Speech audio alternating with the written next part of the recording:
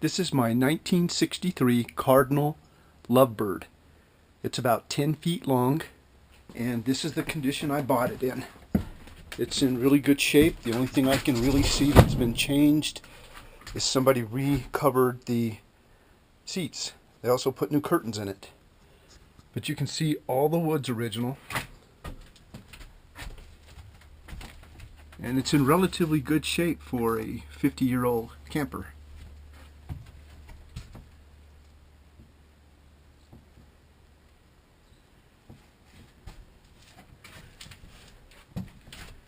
It has the turquoise appliances, an ice box, not a refrigerator.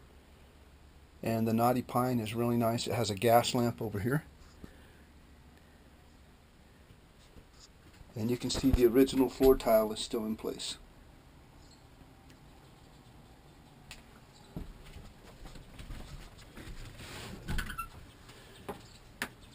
They use this speckled paint inside all the cabinets.